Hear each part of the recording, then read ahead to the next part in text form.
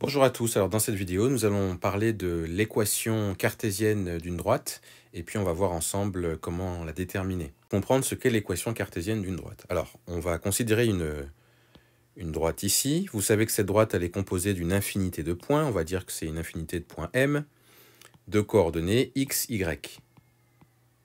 Et bien en fait il existe une égalité, une relation entre l'abscisse et l'ordonnée de chacun de ces points-là, qui sont sur la droite que je viens de dessiner. Il existe donc une relation ou une égalité qui lie l'abscisse et l'ordonnée de chacun des points de la droite. Alors, cette relation, c'est cette relation qu'on appelle équation cartésienne de la droite, et elle s'écrit de cette manière. Elle s'écrit ax plus by plus c égale 0, en sachant que le a, le b et le c, ce sont des nombres connus. Ça peut être, par exemple, la relation peut être du coup, par exemple, 3x plus 4y moins 5 égale 0. Donc, si, par exemple, c'était cette relation-là qui était l'équation cartésienne de la droite ici, ça voudrait dire que 3 fois l'abscisse du point M, de n'importe quel point M de la droite, 3 fois l'abscisse du point M, plus 4 fois l'ordonnée du même point M, de ce même point-là, moins 5, ce serait forcément égal à 0. Donc c'est ce qu'on dit ici dans la propriété. C'est dans un repère orthonormé, alors c'est vrai que j'aurais dû peut-être faire le repère. Dans un repère orthonormé, donc, les coordonnées de l'ensemble des points M, X, Y, d'une droite D, donc tous ces points sont sur la droite, il vérifie la relation dont j'ai parlé tout à l'heure, c'est-à-dire ax plus by plus c égale 0, en sachant que a, b et c sont des réels non nuls. Et cette équation, eh bien, on l'appelle équation cartésienne de la droite D. Alors en fait, cette équation de droite, elle va être bien utile, ça va être un outil très utile en mathématiques. Par exemple, pour déterminer si un point appartient à une droite, eh bien, on utilisera cette relation. Puisque, on rappelle, cette relation lie l'abscisse et l'ordonnée de chacun des points de la droite. Alors, je vais vous donner un autre exemple. Alors, j'ai construit une droite ici dans un repère orthonormé, la droite D, et je vous affirme que l'équation cartésienne de cette droite, c'est x moins y plus 1 égale 0. Ça signifie que, quel que soit le point de cette droite que vous prenez, l'abscisse de ce point moins l'ordonnée de ce point plus 1, ça doit être égal à 0. On va le vérifier, par exemple, avec ces deux points-là. Est-ce que le point M, il appartient à la droite D? Est-ce que le point M' appartient à la droite D? Comment le savoir? On vérifie si l'abscisse et l'ordonnée vérifient cette relation. Donc, par exemple, pour le point M, son abscisse c'est 0, son ordonnée c'est 1.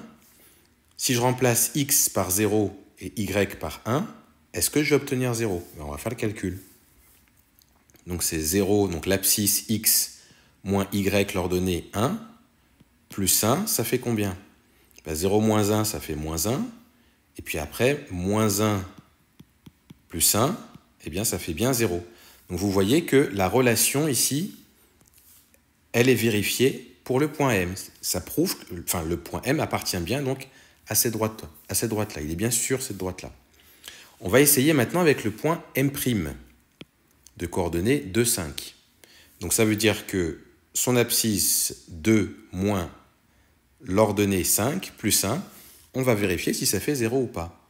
Donc 2 moins 5 plus 1, 2 moins 5 ça fait moins 3, moins 3 plus 1, ça donne moins 2. Donc là vous voyez, ce n'est pas égal à 0. Ça veut dire que ce point-là ne peut pas appartenir à D, puisque son abscisse et son ordonnée ne vérifient pas l'équation cartésienne de la droite. Donc c'est comme ça que vous pouvez savoir si un point appartient à une droite. Maintenant, ce que l'on va voir, c'est comment trouver cette droite-là. Donc généralement, on va vous donner 2 points, et grâce aux 2 points, eh bien, il va falloir faire quelques calculs pour trouver l'équation cartésienne. Et c'est ce que je vais vous montrer dans un instant. Alors, voici la méthode. La question qu'on vous pose, c'est déterminer l'équation de la droite AB en sachant que A a pour coordonnée 0,2 et B a pour coordonnée 5,1. Donc ça, c'est une méthode que je vous montre. Donc à chaque fois qu'on vous posera la question, déterminer l'équation cartésienne de la droite, il faudra suivre cette méthode-là. Donc, première chose, la première étape, c'est de prendre un point de coordonnées m, x, y. Donc ça, c'est un truc que vous ferez toujours. Donc du coup, vous pouvez écrire soit m de coordonnées, donc x, y, comme je l'ai écrit là à l'instant. Deuxième étape, ça va être de déterminer les coordonnées du vecteur AB et aussi les coordonnées du vecteur AM. Là encore, ce sera toujours ce qu'il faudra faire. Donc je vous rappelle que pour trouver les coordonnées du vecteur AB, il faut faire xb moins xa et yb moins yk. Pour trouver les coordonnées de xam, ce sera xm moins xa, toujours le deuxième point en premier, ym moins ya. Et puis après, alors ici, attention, juste au niveau de l'écriture, on n'écrit pas égal et puis on calcule. Là, ici, ce qu'il faut faire, c'est on prend un peu d'espace et on écrit ici AB et on remplace par les valeurs. Donc xb ici, c'est 5, xa, c'est 0, yb, c'est 1 et ya, c'est 2. Donc ça donne ça. Au final, les coordonnées de la droite AB, du vecteur AB, c'est 5 et moins 1. On fait la même chose avec le vecteur AM. Xm, bon, ben on a dit que c'était x tout simplement. XA, c'est 0. YM, c'est y. Et YA, c'est 2.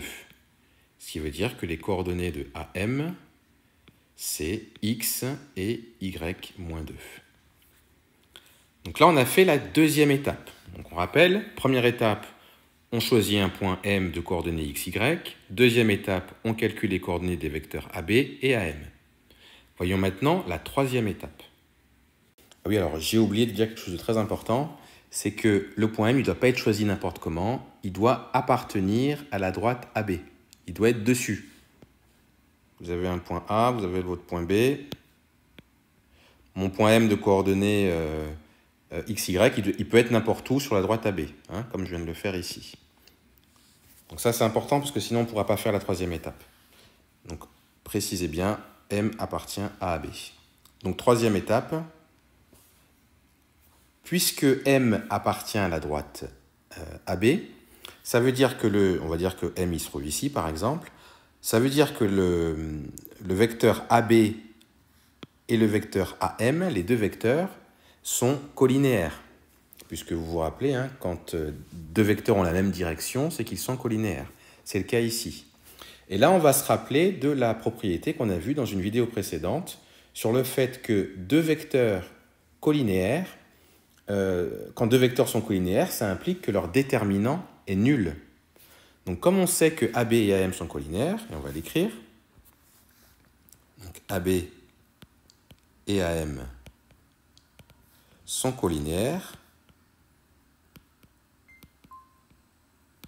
donc on sait que leur déterminant, il est nul. Donc, le déterminant de AB et de AM, il est égal à 0. Alors, rappelez-vous la formule hein, pour le déterminant, c'est x, y' moins x' y qui doit être égal à 0. Non, enfin, ça c'est quand c'est collinaire, mais le déterminant c'est x, y' moins x' y. Donc, ici, c'est quoi qui fait le rôle de x? C'est ça. Y', c'est ça. X', c'est ça. Et y, c'est ça. Donc, ça veut dire que je vais calculer pour le déterminant de AB AM, c'est 5 fois y moins 2 moins x fois moins 1. C'est ce que je vais écrire tout de suite. Donc 5 fois y moins 2 moins x fois moins 1. Et comme ils sont collinéaires, ce déterminant, il doit forcément être égal à 0. Et maintenant, ce qu'il nous reste à faire, la troisième étape, c'est de développer, de réduire, de simplifier l'expression. Ça nous donne donc 5 fois y, vous savez, on développe, hein, 5 fois y, moins 5 fois 2. On distribue. Donc là, ça fait 5y moins 10. Moins x fois moins 1, ça fait plus x, égale 0. Alors maintenant, je peux mettre mon x en premier. Ça fait x plus y moins 10 égale 0. Et là, eh bien en fait, vous avez l'équation cartésienne de AB. Donc c'est ce qu'on voulait avoir. Équation cartésienne de AB. Donc voilà, c'est ça la méthode pour déterminer l'équation cartésienne d'une droite. Je répète la première étape. Première étape, on choisit un point M qui appartient à AB, de coordonnées x, y. Ensuite, on cherche les coordonnées des vecteurs AB et AM. Ensuite, comme on sait que M il est sur AB, ça veut dire que AB et AM sont collinéaires, donc que leur déterminant est nul. J'utilise la formule des déterminants ici, et je dis que c'est égal à 0. Je développe, je simplifie, et ça me donne au final l'équation cartésienne qu'on recherche. Donc voilà la méthode. Alors, dernière chose maintenant, c'est un lien qui existe entre l'équation cartésienne et un vecteur directeur de la droite. On a vu précédemment ce qu'est un vecteur directeur. Donc, je vous montre la propriété. Si on a une droite D qui a pour équation cartésienne ax plus by plus c égale 0, eh bien, le vecteur de coordonnées moins b, donc c'est le b qui est là, hein, mais on prend moins b, a, c'est un vecteur directeur de la droite. Donc, dès que vous avez l'équation de la droite, vous pouvez facilement trouver le vecteur directeur. Donc, par exemple, si je prends l'équation x moins 3y plus c égale 0, bien, si je veux un vecteur directeur de cette droite d'équation x moins 3y plus c égale 0, eh bien, je prends moins b, c'est-à-dire plus 3, et a, alors le nombre qui est là, c'est quoi? C'est un 1, parce que x, c'est pareil que 1 fois x, c'est 1x. Donc du coup, le vecteur directeur, ce sera 3 et 1. Voilà donc ce qu'il fallait savoir sur l'équation, trouver l'équation cartésienne d'une droite.